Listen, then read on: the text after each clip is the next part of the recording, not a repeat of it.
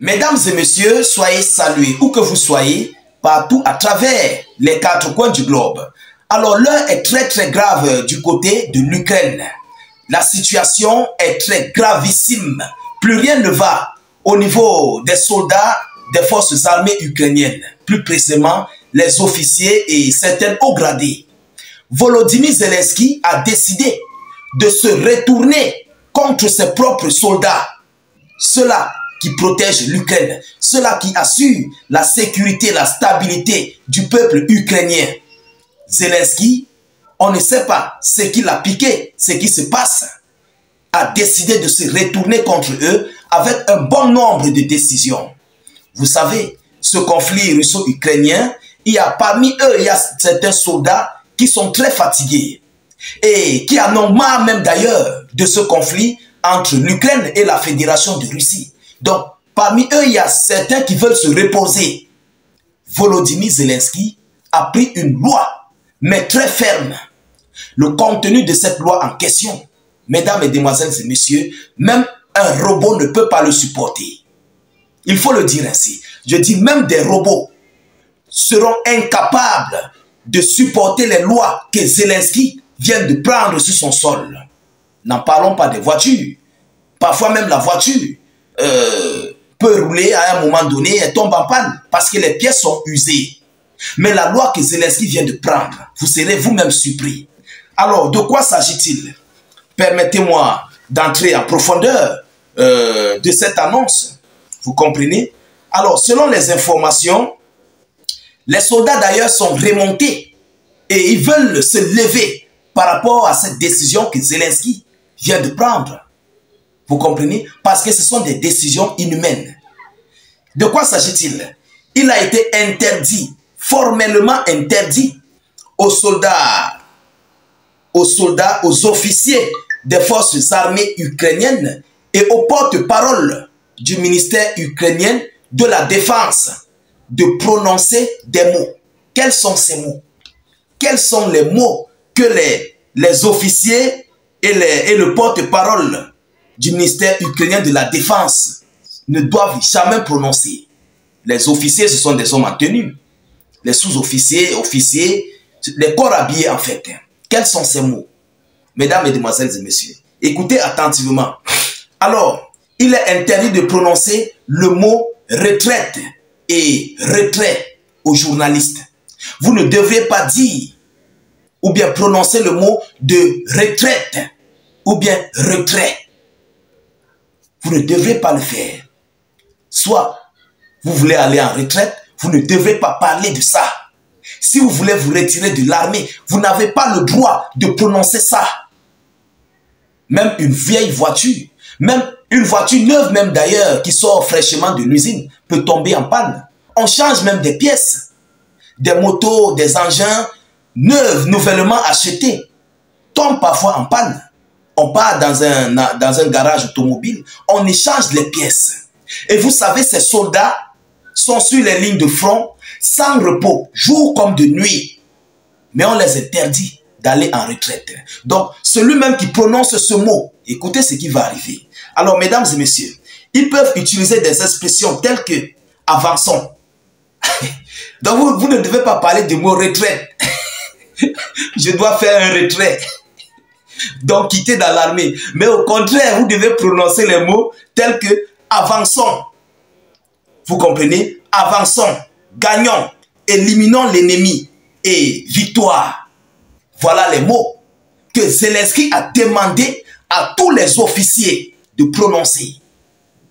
Et oui, les porte-paroles et autres, voilà ce qu'ils doivent prononcer. Interdit de prononcer le mot retraite ou bien retrait. Tu ne dois pas aller en retraite. Tu ne dois pas quitter dans l'armée.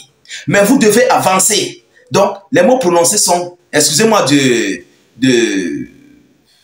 la répétition, s'il vous plaît. Vous devez prononcer les mots tels que avançons, gagnons, éliminons l'ennemi et victoire. Vous allez éliminer qui? Les Russes. Vous allez gagner qui? Les Russes. Vous allez avancer face à qui? Face à la Russie. Yaromai.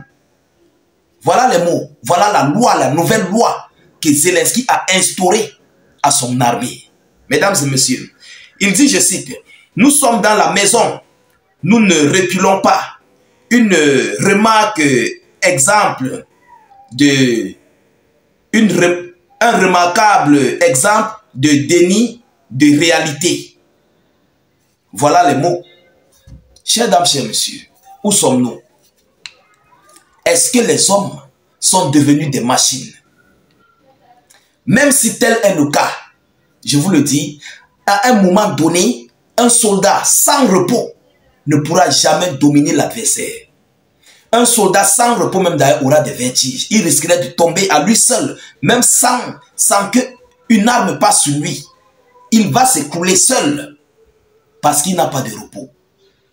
Il travaille de jour comme de nuit. Il a dans sa tête d'avancer, de se sacrifier. Face à qui? L'armée qui est en face même d'ailleurs, c'est qui? L'adversaire, c'est qui? Ce sont les Russes. Ce sont les Russes.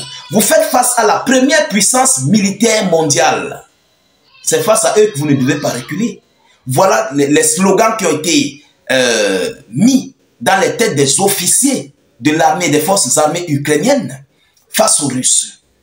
Mesdames et demoiselles et messieurs, comment ne vont-ils pas aller à l'abattoir face à ce genre de slogans, à ce genre de décisions, à ce genre de lois que le gouvernement ukrainien instaure à son armée? Comment ne vont-ils pas aller à l'abattoir?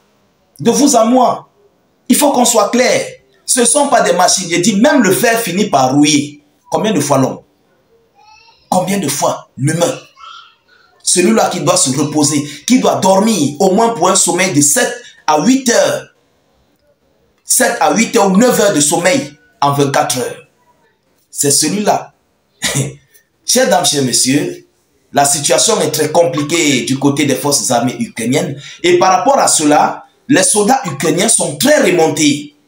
Oui, ils sont remontés par rapport à cette décision que le gouvernement ukrainien vient de prendre. Ils sont très remontés parce qu'on les prive de leurs droits qu'ils doivent user. On les prive de ce qui leur revient de droit, tel que la retraite, le repos. On les prive de ça. Il n'y a plus de week-end. C'est fini.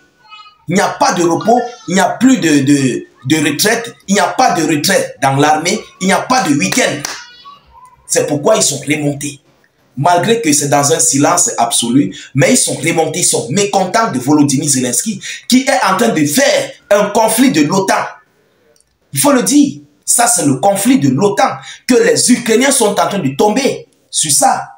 Ce n'est pas un conflit des Ukrainiens, c'est le conflit otanien.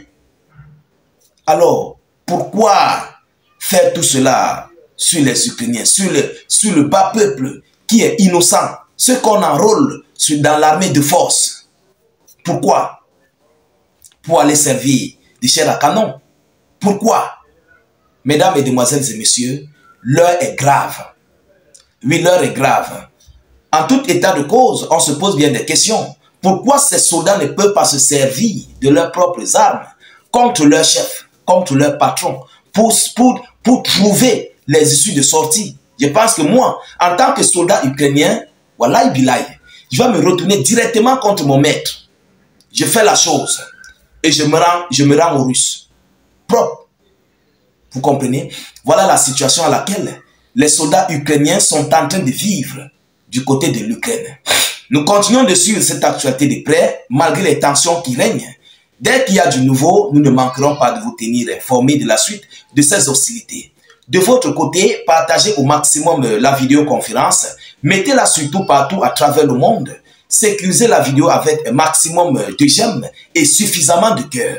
Vous comprenez? Ça permet de nous encourager et aussi de sécuriser notre vidéo et notre page. Alors, poussez beaucoup de j'aime dans cette vidéoconférence. N'hésitez pas de laisser beaucoup ou bien suffisamment d'avis en commentaire. Si vous n'avez rien à écrire, mettez en commentaire « Vive la paix dans le monde ». Vive la paix dans le monde. Vous comprenez? Cliquez sur le lien de notre chaîne YouTube. YouTube est très fiable. Il n'y a pas de limite de commentaires, il n'y a pas de limite de partage. Contrairement à Facebook. Allez-y sur le lien, cliquez sur le lien de notre chaîne YouTube en commentaire. Dès que ça s'ouvre, vous cliquez sur s'abonner. Ensuite, vous activez la cloche de notification pour ne plus rater nos prochaines émissions. Je vous reviens tout à l'heure pour une prochaine série d'actualités. Soyez encore salués une fois de plus. Ciao, ciao.